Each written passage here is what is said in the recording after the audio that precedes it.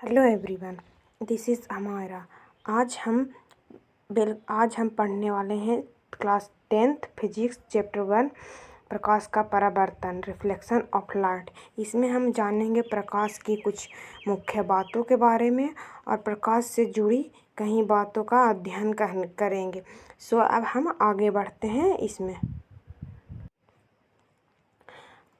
अब हम प्रकाश का परावर्तन में सबसे पहले बात करेंगे प्रकाश की कि प्रकाश है क्या।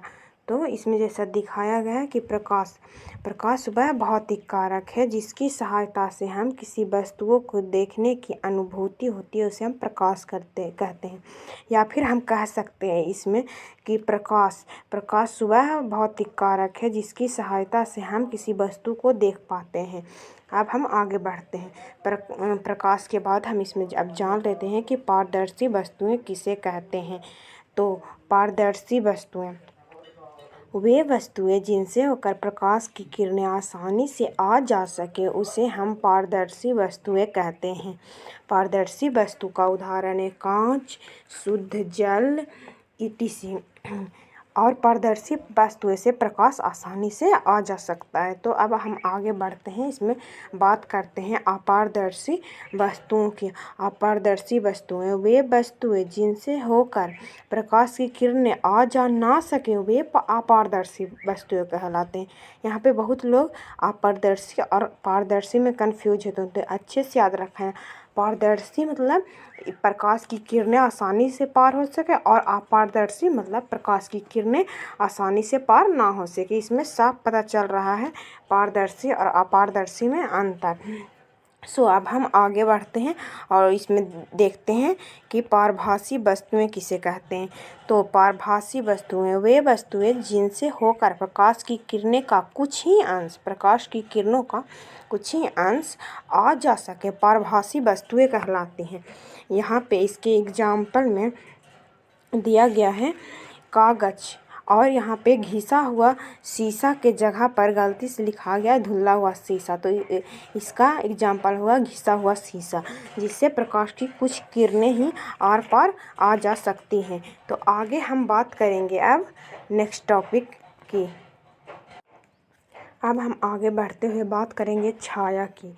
छाया क्या है, यहाँ पे उसकी डिफिनेशन दी गई है। तो इसमें डिफिनेशन में एक लाइन छूट गया है यहाँ पे ऊपर में, कि छाया का डिफिनेशन में एक लाइन छूट गया कि प्रकाश अपनी पथ में रखी हुई अपारदर्शी वस्तु को पार नहीं कर पाती, जिसके कारण इसके पीछे एक अंधेरा क्षेत्र बनता है। इसी अंधेरे क्षेत्र को छाया कहते हैं। तो आप सब लिख लेंगे इसके डिफिनेशन की। इसकी डिफिनेशन की प्रकाश अपनी पथ में रखी हुई अपारदर्शी वस्तु को पार नहीं कर पाती है, जिसके कारण इसके विपरीत क्षेत्र की ओर एक अंधेरा क्षेत्र बनता है। इसी अंधेरे क्षेत्र को हम छाया कहते हैं। अब हम बात करेंगे किरण की। तो यहाँ पे दिया हुआ है किरण की डेफिनेशन, जिसमें बताया है किरण प्रकाश के गमन पथ की दिशा को किरण कहते हैं। या फिर आप बोल सकते हैं प्रकाश के सीधी पथ की दिशा की इकाई को किरण कहते हैं। यहाँ पे उदाहरण किरण का कुछ दिया गया है इस प्रकार की किरण ऐसे होती है। तो आप आगे अब हम बढ़ते हैं प्रकाश पुंज की ओर। तो प्रकाश पुंज किसे कहते हैं, तो किरणों के समूह को प्रकाश पुंज कहते हैं। यहाँ पे हम देखेंगे कि किरणों को समूह को हम प्रकाश पुंज कहते हैं। प्रकाश पुंज के कई प्रकार होते हैं। इसमें प्रकाश पुंज के मुख्यतः 3 प्रकार को दिखाया गया है, जिसमें पहला प्रकाश पुंज में समानांतर प्रकाश पुंज, दूसरा है अभिसारी प्रकाश पुंज, और तीसरा है अपसारी प्रकाश पुंज। ये तीनों प्रकाश पुंज के अलग अलग प्रकार हैं। इसमें हम सबसे पहले बात करेंगे हम समानांतर प्रकाश पुंज की। समानांतर प्रकाश पुंज किसे कहेंगे, तो जिस प्रकाश पुंज की सभी किरणें समानांतर होती हैं, उसे हम समानांतर प्रकाश पुंज कहते हैं। उदाहरण के लिए यहाँ पे हम देख लेंगे कि हम सीधी सीधी कहीं सारी लाइन ले लेंगे। इसी को जो प्रकाश पुंज समानांतर होते हैं सीधी सीधी रेखा में हमेशा गमन करते हैं।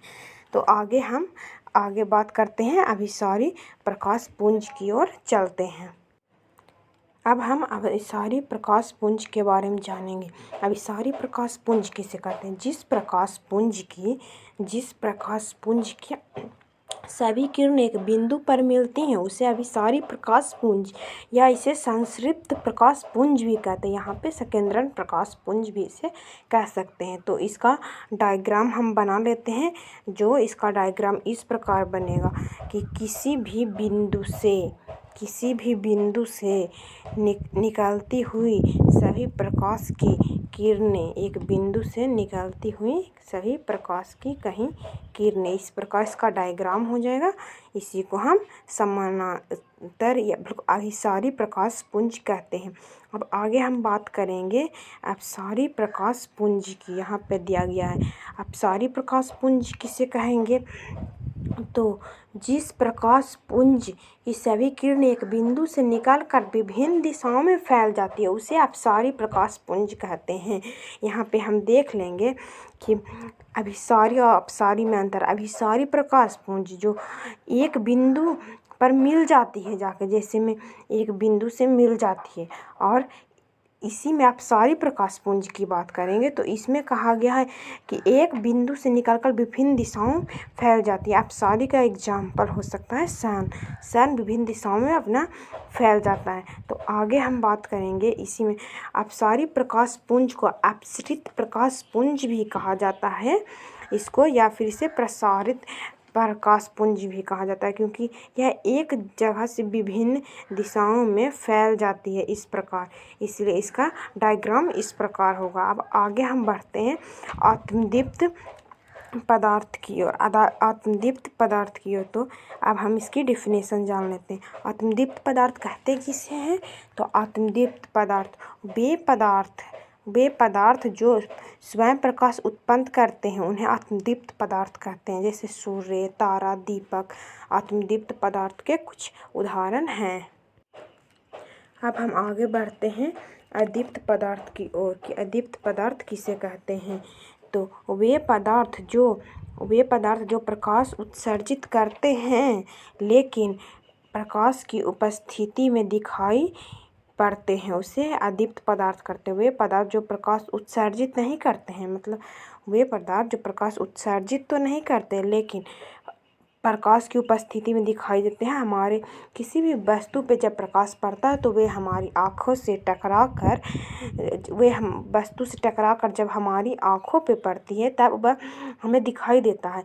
तो वैसे पदार्थ को अदीप्त कहते हैं। जैसे चाँद की, इसका एग्जाम्पल चाँद भी हुआ, क्योंकि उसकी अपनी रोशनी नहीं होती है। सूर्य के प्रकाश जब चंद्रमा पर पड़ती है तब उससे टकराने के बाद हमारी आँखों पर पड़ती है तब हमें चाँद दिखाई जाता है। चाँद का कोई अपना प्रकाश नहीं है। इसके उदाहरण में हो जाएंगे, इसके कई सारे उदाहरण जिसमें पत्थर, पेड़, फूल, जितने भी living things, non living things जो हमें दिखते हैं वे सारे हो जाएंगे। आगे बढ़ते हैं और हम जानते हैं प्रकाशीय माध्यम के बारे में, यानी ऑप्टिकल मीडियम। तो प्रकाशीय माध्यम किसे कहेंगे? वह माध्यम जिसमें होकर प्रकाश वस्तु से निकलकर आँख तक पहुँचती है उसे हम प्रकाशीय माध्यम कहते हैं। तो आप समझ लें प्रकाशीय माध्यम। अब हम प्रकाशीय माध्यम के प्रकार को पढ़ेंगे। तो प्रकाशीय माध्यम के प्रकार प्रकृति के अनुसार प्रकाशीय माध्यम दो प्रकार के होते हैं, जिसमें पहला है होमोजीनियस यानी समांगी माध्यम, और दूसरा है हेट्रोजीनियस यानी विषमांगी माध्यम। तो अब हम इनके बारे में आगे चर्चा करते हैं। तो अब हम समांगी का बात करते हैं। समांगी माध्यम हम किसे कहेंगे? तो समांगी माध्यम के प्रत्येक भाग एवं उसके गुण एवं बनावट समान होते हैं उसे हम समांगी माध्यम कहते हैं। इसका सबसे अच्छा उदाहरण है जल और कांच। जल और कांच की बनावट हर भाग में समान होती है, इसीलिए हमें प्रकाश आसानी से इसके माध्यम से दिख पाता है। हवा भी इसका एक एग्जाम्पल होगा। अब हम जान लेते हैं विषमांगी माध्यम के बारे में। तो विषमांगी माध्यम हम किसे कहेंगे, तो जान लेते हैं। विषमांगी माध्यम, विषमांगी माध्यम के प्रत्येक भाग के गुण और बनावट असमान होते हैं, इसे हम विषमांगी माध्यम कहते हैं। इसका उदाहरण हम ले सकते हैं, तो आगे हम इसका उदाहरण देखें। तो अब हम इसमें देख लेंगे विषमांगी का उदाहरण। यहाँ पे दिया गया है विषमांगी का उदाहरण, जिसमें दिया गया हवा का मिश्रण, गर्म या ठंडी हवा, या फिर जल या कैल्शियम हाइड्रोक्लोराइड, या फिर कैल्साइट का मिश्रण। ये सब हैं जो विषमांगी माध्यम के प्रकार हैं। अब हम प्रकाश के बारे में कुछ इम्पोर्टेंट तथ्य और बातों के बारे में जान लेते हैं कि हम प्रकाश के बारे में सब कुछ पॉइंट्स जान लेते हैं। तो इसमें सबसे पहले हम बात करेंगे कि प्रकाश एक ऊर्जा है, प्रकाश एक ऊर्जा है और यह हमेशा किसी न किसी काम में आते रहते हैं। और इसके बाद हम देखेंगे इसके बारे में कि प्रकाश हमेशा सीधी रेखा में चलती है। ये पॉइंट आपको हमेशा याद रहना चाहिए कि प्रकाश हमेशा सीधी रेखा में गमन करती है। उसके बाद इसमें एक पॉइंट यहाँ पे दिया गया है कि प्रकाश निर्वात में प्रकाश की चाल, ये बहुत इंपॉर्टेंट पॉइंट है, आपको याद रखना होगा कि प्रकाश में निर्वात में प्रकाश की चाल 3 × 10⁸ मीटर सेकेंड या 3 लाख किलोमीटर सेकेंड होते हैं। ये आपको लिख लेना चाहिए। उसके बाद इसमें एक लास्ट पॉइंट है प्रकाश के बारे में कि प्रकाश एक विद्युत चुंबकीय तरंग है, ये आपको याद रखना होगा। अब हम जानेंगे प्रकाश के परावर्तन के बारे में कि प्रकाश के परावर्तन हम किसे कहेंगे। इसमें दिया हुआ है प्रकाश का परावर्तन, किसी प्रकाशीय किरण के स्रोत से आ रही प्रकाश की किरणें, किसी प्रकाशीय स्रोत से आ रही प्रकाश की किरण जब किसी सतह से टकराने के बाद वापस लौट जाती है, उसी वापस लौटने की क्रिया को प्रकाश का परावर्तन कहते हैं। जैसे किसी भी चिकनी सतह से प्रकाश की किरण, जैसे चांदी प्रकाश की किरण का सबसे अच्छा परावर्तक है, क्योंकि जब प्रकाश चांदी पे पड़ता है तो उससे टकराने के बाद जब वापस लौटने की जो क्रिया होती है उसे हम प्रकाश का परावर्तन कहते हैं। तो आगे हम बढ़ते हैं इसी में।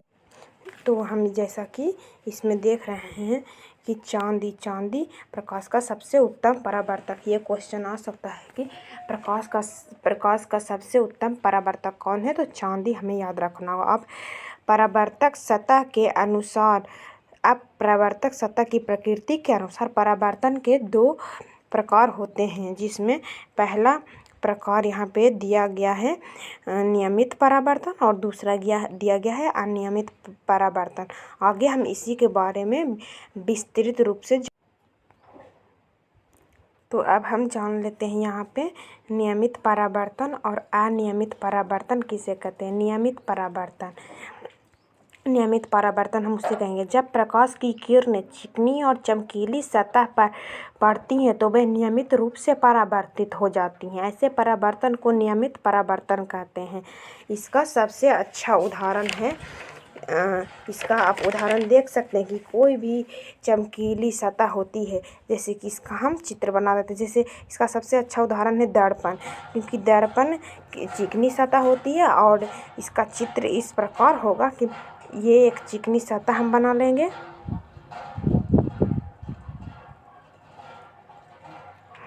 जिसमें चिकनी सतह पर जब प्रकाश टकराती है तो इस प्रकार नियमित रूप से इसका परावर्तन होता है, तो इसे ही हम नियमित परावर्तन कहते हैं। इस प्रकार इसका चित्र हो जाएगा। अब हम आगे पढ़ते हैं अनियमित परावर्तन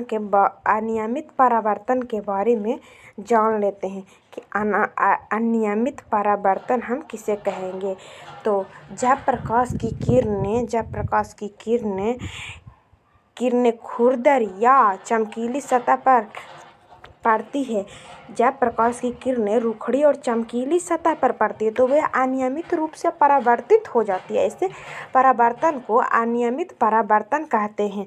इसका चित्र इस प्रकार हो जाएगा कि जब किसी चिकनी परंतु रुखड़ी, चमकीली और रुखड़ी सतह। इस प्रकार की सतह पर जब प्रकाश पड़ती है तो वे अनियमित रूप से परावर्तित होने लगती है। इसे ही हम अनियमित परावर्तन कहते हैं। इसका चित्र कुछ इस प्रकार हो जाएगा। तो आगे हम इसमें बढ़ते हैं प्रकाश में। अब हम आगे प्रकाश के परावर्तन के नियमों के बारे में जान लेते हैं। प्रकाश के परावर्तन के मुख्यतः 2 नियम हैं, जिनमें यहाँ पे आपको दिया गया है पहला नियम। तो पहला नियम दिया गया है इसमें कि आपतित किरण और परावर्तित किरण और आपतन बिंदु पर खींचे गए लंब को अभिलंब को ही एक मिनट, इसमें फिर से बताना चाहते हैं। आपतित किरण और परावर्तित किरण और आपतन बिंदु पर डाला गया अभिलंब तीनों एक ही तल में होते हैं। इसे हम प्रकाश के परावर्तन का पहला नियम कहते हैं। अब प्रकाश के परावर्तन के दूसरे नियम के बारे में हम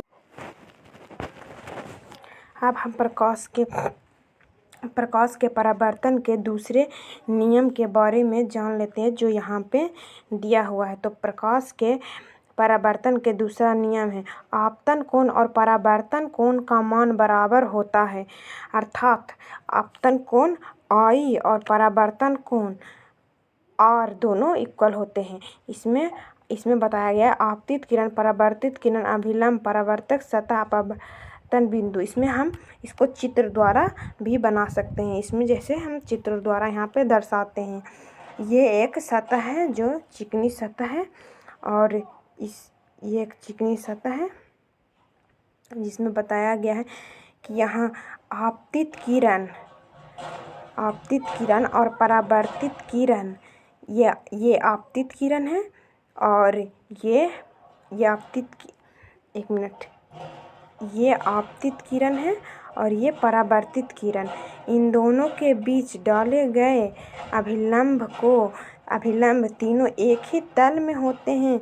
तो हम इसे प्रकाश का पहला नियम कहते हैं। और इसमें ही यहाँ पे कोण I और यहाँ पे कोण R दोनों का मान बराबर होता है, और इसे हम परावर्तक सतह कहते हैं। तो ये चित्र आप बना सकते हैं, अपने फेयर कॉपी या नोट्स में आप उतार सकते हैं। अब हम आगे बढ़ते हैं और जान लेते हैं आपतित किरण के बारे में कि आपतित किरण है क्या। तो हमने जैसा कि चित्र में बनाया था उसी प्रकार समझाते। ये जो किरण आपतित किरण के बारे में हम जान लेंगे कि वैसा किरण किसी प्रकाशीय स्रोत से आ रही किरणों को आपतित किरण कहते हैं। जैसे इसमें हम चित्र में बनाए थे कि एक सतह पर किसी प्रकाशीय माध्यम से आ रही किरणों को आपतित किरण कहते हैं। इसे हम आपतित किरण कहते हैं। और अब हम जान लेते हैं इसमें कि परावर्तित किरण किसे कहते हैं। तो ये आपतित किरण वह किरण जो परावर्तक सतह से टकरा कर वापस लौट जाती है, उसे हम परावर्तित किरण कहते हैं। जैसे आपतित किरण के बाद जो इस सतह से लौट कर किरण जाती है उसे हम परावर्तित किरण कहते हैं। तो यहाँ पे हम देख लेते हैं। उसके बाद हम आगे बात करते हैं। आपतित किरण हो गया, परावर्तित किरण हो गया। अब हम आगे बात करेंगे अभिलंब। अब उसी में हम एक्सप्लेन करेंगे कि अभिलंब किसे कहते हैं। तो अभिलंब आपतित किरण और परावर्तित किरण के बीच में डाला गया लंब को ही अभिलंब कहते हैं। इस प्रकार अभिलंब का चित्र हो जाएगा। और उसके बाद हम जान लेते हैं अब कि आपतन बिंदु किसे कहते हैं। तो आपतित किरण सतह के जिस बिंदु पर टकराती है वह बिंदु आपतन बिंदु कहलाता है। जैसे इसमें चित्र बना देते हैं। ये जब आपतित किरण किसी सतह से जिस बिंदु पर टकराती है, इस बिंदु पर इसी सतह को हम आपतन बिंदु कहते हैं। इसके बाद हम जान लेंगे कि परावर्तक सतह हम किसे कहते हैं? तो परावर्तक सतह। वह सतह जो आपतित किरण को परावर्तित कर देता है वह परावर्तक सतह कहलाता है। इसमें हम बनाए थे कि ये इसे ही कहते हैं परावर्तक सतह। जो आपतित किरण को परावर्तित कर दे ये सतह, इसे ही हम परावर्तक सतह कहेंगे। अब हम आगे जान लेते हैं आपतन कोण के बारे में कि आपतन कोण हम किसे कहेंगे। तो आपतित किरण और अभिलंब के बीच बने कोण को हम आपतन कोण कहते हैं। जैसे इसका एग्जाम्पल इस प्रकार होगा, ये बना हुआ है परावर्तक सतह। तो परावर्तक सतह ये रहा आपतित किरण और ये रहा अभिलंब और परावर्तित किरण। तो ये अभिलंब और ये आपतित किरण के बीच जो ये कोण बन रहा है इसे ही हम कहेंगे कोण आई। इसे कोण आई द्वारा सूचित किया जाता है और इसे ही हम आपतन कोण कहेंगे। अब इसी में हम जान लेते हैं कि हम परावर्तन कोण किसे कहेंगे। तो परावर्तित किरण यानी परावर्तित किरण, ये परावर्तित किरण यहाँ पे दिया हुआ है। परावर्तित किरण ये और अभिलंब ये इन दोनों के बीच बने कोण को हम परावर्तन कोण कहते हैं। इसे कोण आर से सूचित किया जाता है। अब हम आगे की ओर बढ़ते हैं। नेक्स्ट अब हम परावर्तन कोण के बाद हम जान लेंगे कि हम प्रतिबिंब किसे कहते हैं। तो प्रतिबिंब हम किसे कहते हैं जान लेते हैं। किसी बिंदु वस्तु से आ रही प्रकाश की किरणें परावर्तन अथवा अपरावर्तन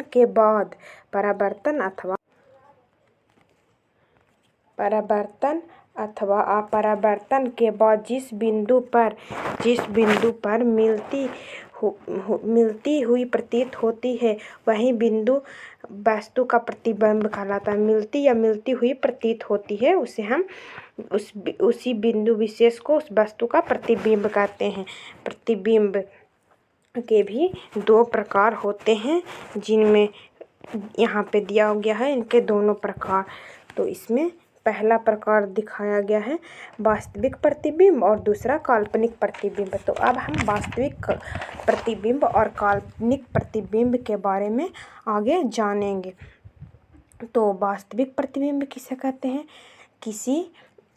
वास्तविक प्रतिबिंब हम उस प्रतिबिंब को कहते हैं किसी बिंदु वस्तु से आ रही प्रकाश की किरणें परावर्तन अथवा अपवर्तन के बाद जिस बिंदु पर मिलती हैं वही बिंदु विशेष उस वस्तु का वास्तविक प्रतिबिंब कहलाता है।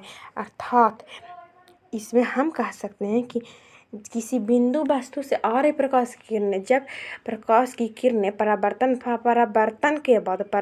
एवं अपरावर्तन के बाद जिस बिंदु पर मिलती हैं उसी को हम वास्तविक प्रतिबिंब कहते हैं। और जिसमें मिलती हुई प्रतीत होती है उसे हम काल्पनिक प्रतिबिंब कहते हैं। किसी बिंदु वस्तु से आ रही उसमें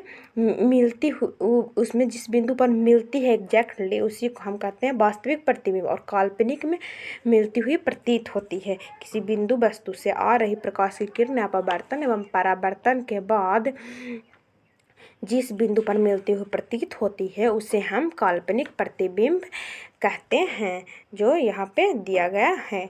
अब हम आगे बढ़ते हैं।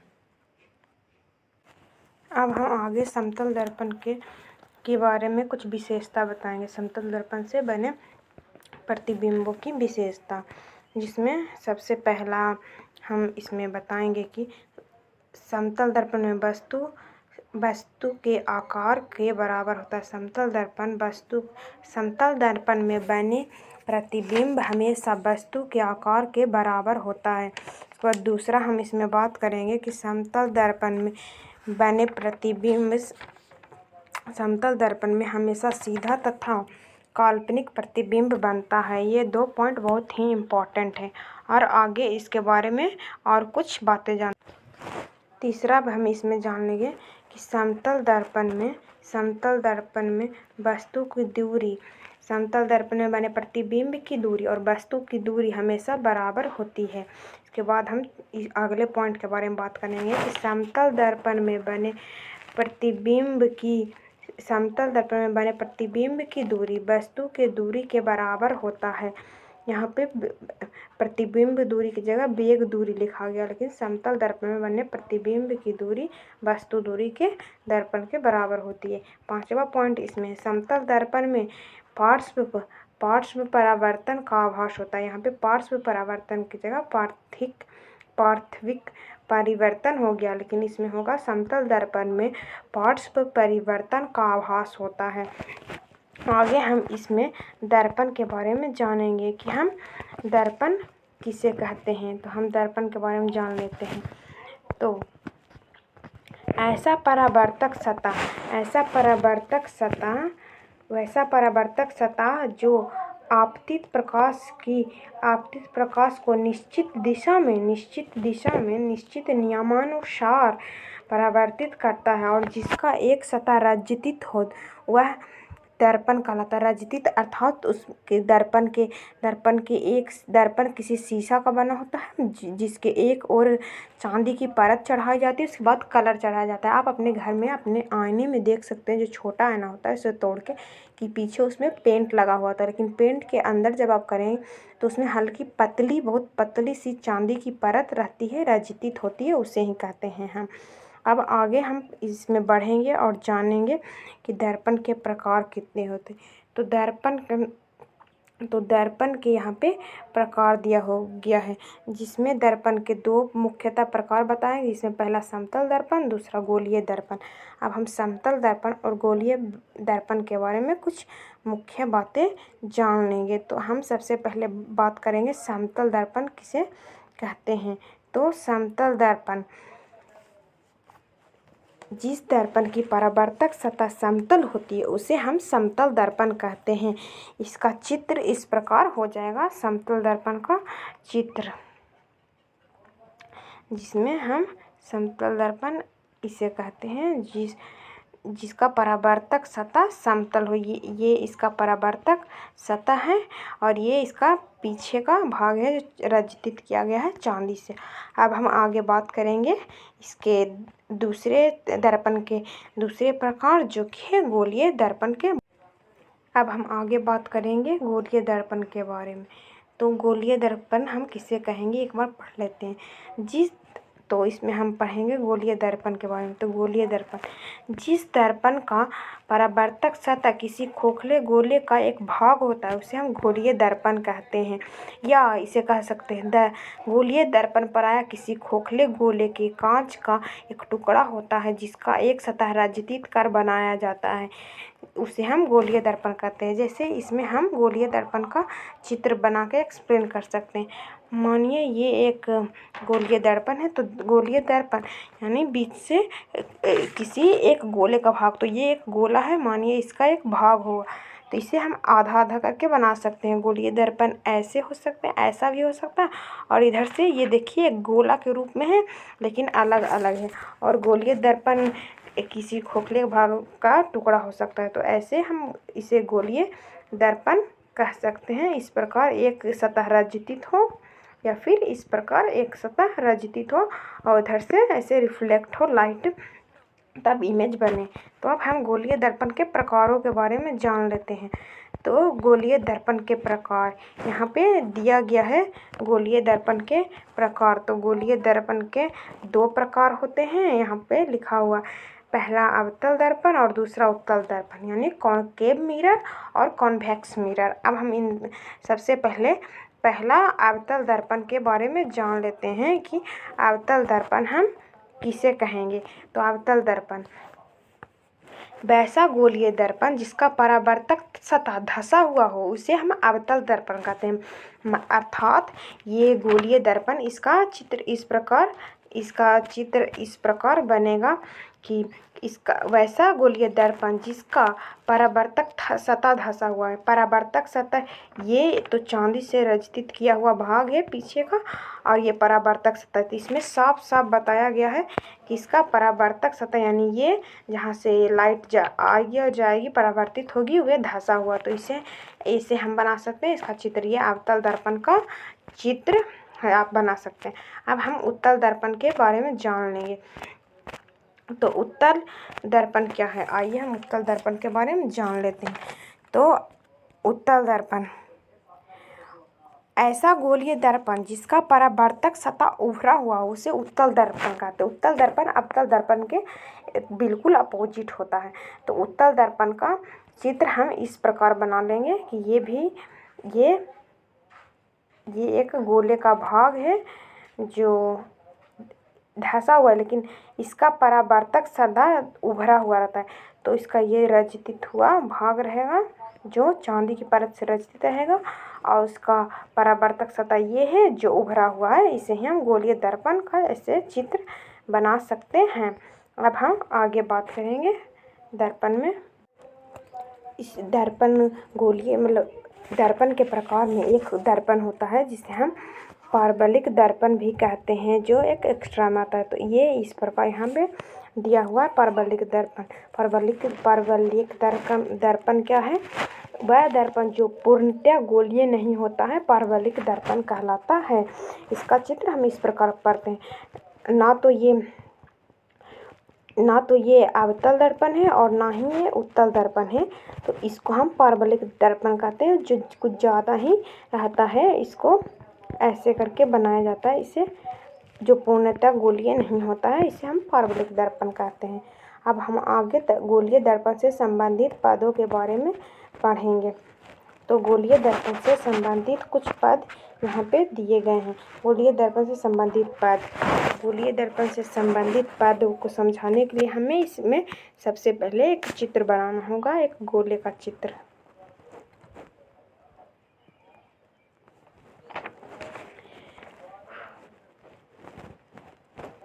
अब हम इसमें एक्सप्लेन करते हैं। ये है गोलीय दर्पण, जो इसमें इसका ये पूरा भाग है गोलीय दर्पण, और ये एक गोले का टुकड़ा है, मतलब एक गोले का आधा भाग है। दर्पण क्योंकि आधा भाग होते हैं, और इसमें इसके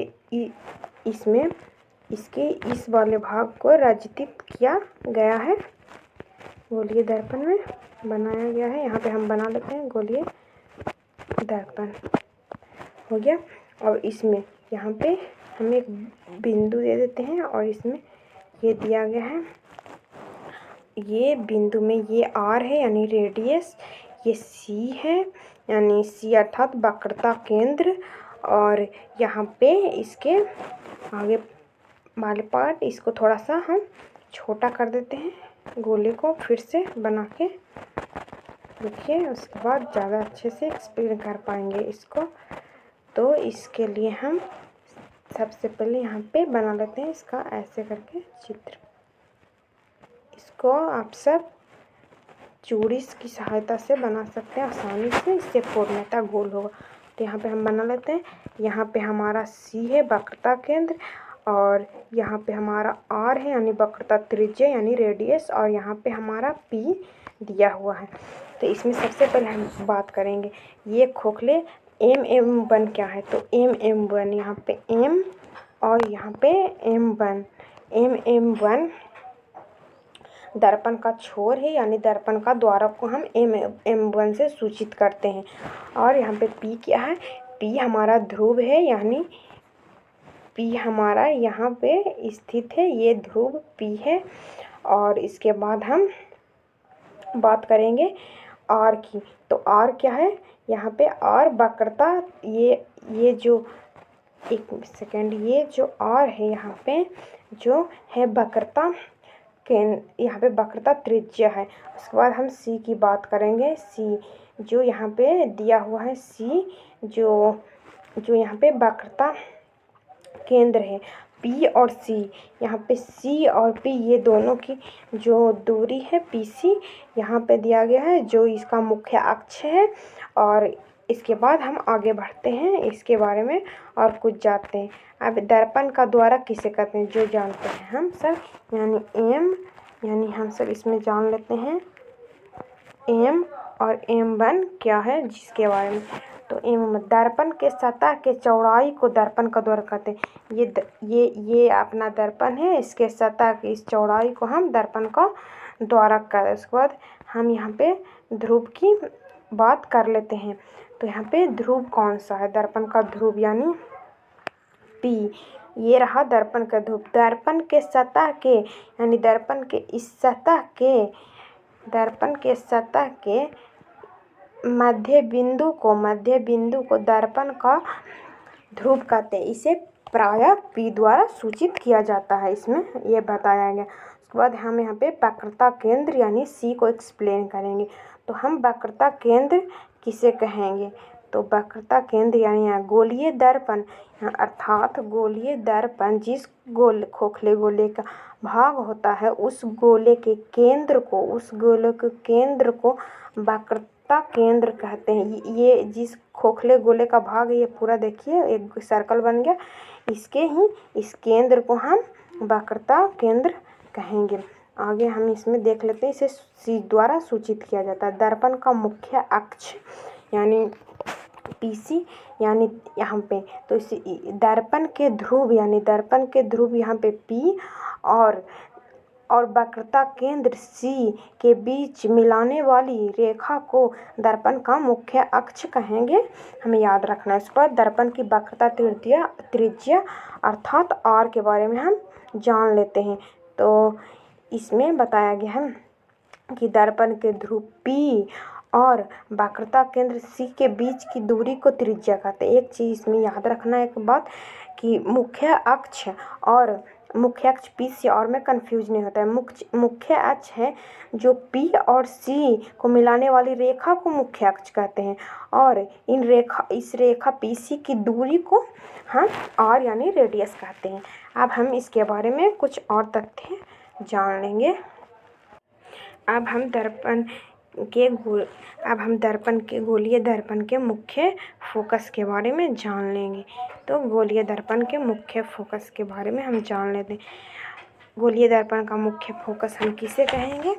तो गोलीय दर्पण के मुख्य अक्ष के समानांतर और निकट आपतित प्रकाश की सभी किरणें दर्पण से परावर्तन के पश्चात मुख्य अक्ष के जिस बिंदु पर मिलती हुई प्रतीत होती हैं या मिलती वही बिंदु विशेष गोलीय दर्पण का मुख्य फोकस कहलाता है। इसे हम F द्वारा सूचित करते हैं। इसे हम अब चित्र के द्वारा एक्सप्लेन करते हैं।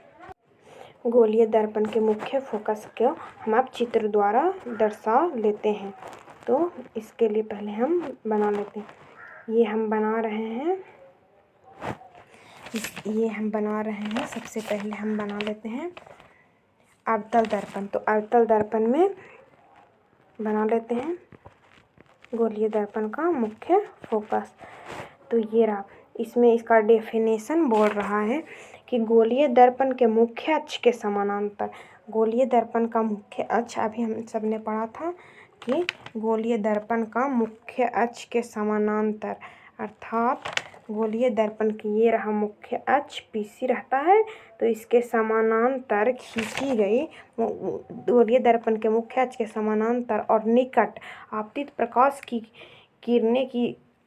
प्रकाश की सभी किरणें दर्पण से परावर्तन के पश्चात, अर्थात दर्पण से यहाँ पे परावर्तन होगा। दर्पण से परावर्तन के पश्चात जिस बिंदु पर मिलती है, जिस मुख्य अक्ष के जिस बिंदु पर मिलती है या मिलती हुई प्रतीत होती है, वही बिंदु विशेष गोलीय दर्पण का मुख्य फोकस कहलाता है। तो ये अपना रहा ये मुख्य फोकस, इसे ही हम F कहेंगे, इसको मुख्य फोकस। अब इसको हम बना लेते हैं। ये तो मिलती है, मुख्य अक्ष पर मिलती है, इसीलिए इसे कहते हैं। अब देख लेते हैं हम सब उत्तल दर्पण में। तो उत्तल दर्पण में देखते हैं कि कैसे प्रतीत होती है मिलती हुई। तो अब हम उत्तल दर्पण का चित्र बना लेते हैं। तो ये रहा उत्तल दर्पण का चित्र, और ये रचित हुआ इसका भाग है। और इसमें देखिए, इसमें हम अब परावर्तन करेंगे। तो इसमें सबसे पहले हम समानांतर किरण ले लेते हैं। तो हम इस प्रकार इसमें समानांतर किरण लेते हैं। तो ये समानांतर किरण, क्योंकि ये इसका परावर्तक भाग नहीं है, तो ये अपने आप ऐसे इधर भाग जाती है किरणें। और इसको जब इसे काल्पनिक क्यों कहा जाता है और इसे प्रतीत होता है, क्योंकि ये इसको जब पीछे बढ़ाने पर देखा जाता है तब जाके यहाँ एक बिंदु पे ये मिलती हुई ये सी है और ये यहाँ पे पी है, यहाँ पे मिलती हुई प्रतीत होती है यहाँ पे। तब इसी को हम इसका उत्तल दर्पण का एफ मानते हैं।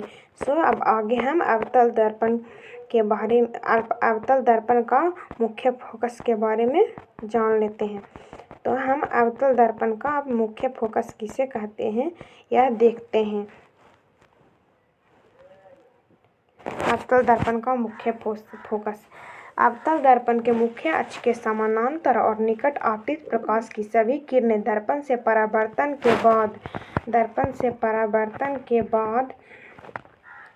के बाद मुख्य अक्ष के जिस बिंदु पर मिलती हुई प्रतीत होती वही बिंदु विशेष अवतल दर्पण का मुख्य फोकस कहलाता है, जिसे हम अभी चित्र द्वारा दर्शा चुके हैं। और अब इसमें ही अब आगे अवतल दर्पण का मुख्य फोकस की परिभाषा जान।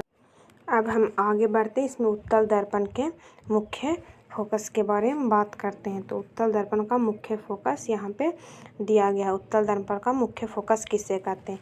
तो उत्तल दर्पण के मुख्य अक्ष के समानांतर और निकट, उत्तल दर्पण के मुख्य अक्ष के समानांतर और निकट आपतित प्रकाश की सभी किरणें दर्पण से परावर्तन के बाद मुख्य अक्ष के जिस बिंदु पर मिलती है या मिलती हुई प्रतीत होती है वही बिंदु विशेष उत्तल दर्पण का मुख्य फोकस कहलाता है।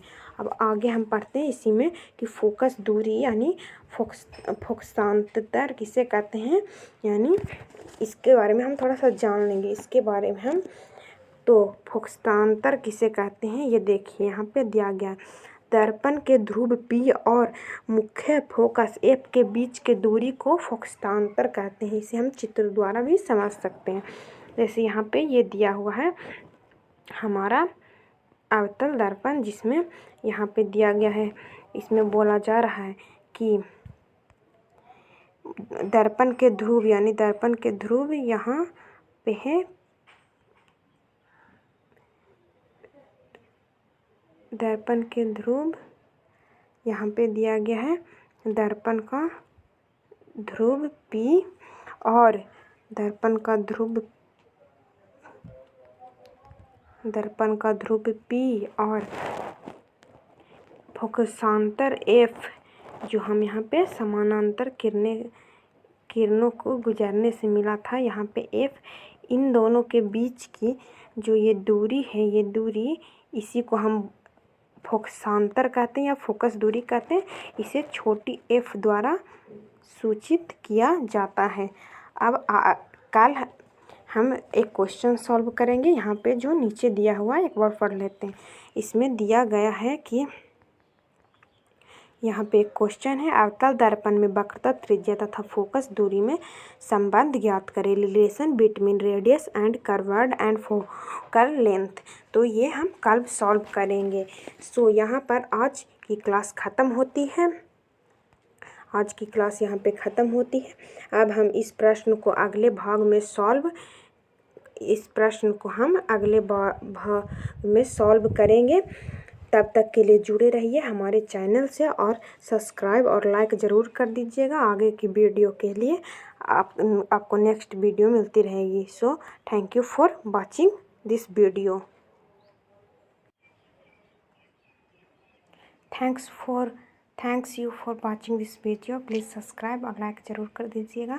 आगे की वीडियो के लिए जुड़े रहिएगा हमारे चैनल से। Thank you.